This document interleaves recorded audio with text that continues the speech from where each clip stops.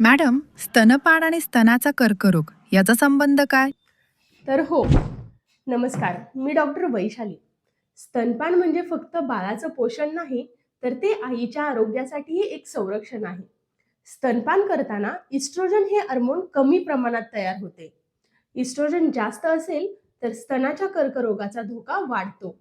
स्तनपानामुळे हा धोका कमी होतो. स्तनपानाच्या वेळी स्तनातील पेशी पूर्णपणे विकसित म्हणजेच मॅच्युअर होतात. त्यामुळे त्यामध्ये चुकीचे किंवा कर्करोगास कारणीभूत बदल होण्याची शक्यता कमी होते.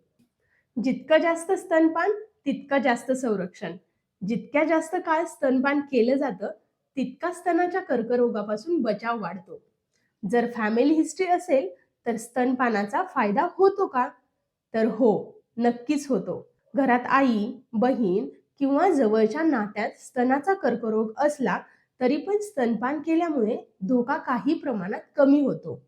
म्हणजेच जेनेटिक रिस्क पूर्ण जात नाही, पण प्रोटेक्टिव्ह इफेक्ट मिळतो. तर स्तनपान किती काळ करणं चांगलं? किमान 6 ते 1 वर्ष आणि शक्य असल्यास 18 महिने ते 2 वर्ष स्तनपान केल्यास संरक्षण अधिक मिळते. स्तनपान न केल्यास काय होऊ शकते? तर इस्ट्रोजन हार्मोन जास्त काळ ऍक्टिव्ह राहते. स्तनातील पेशी जास्त वेळ बदलांच्या संपर्कात राहतात. त्यामुळे स्तनाच्या कर्करोगाचा धोका थोडा वाढू शकतो. स्तनपानामुळे ओव्हॅरियन म्हणजेच अंडाशयाचा कर्करोग त्याचाही धोका कमी होतो.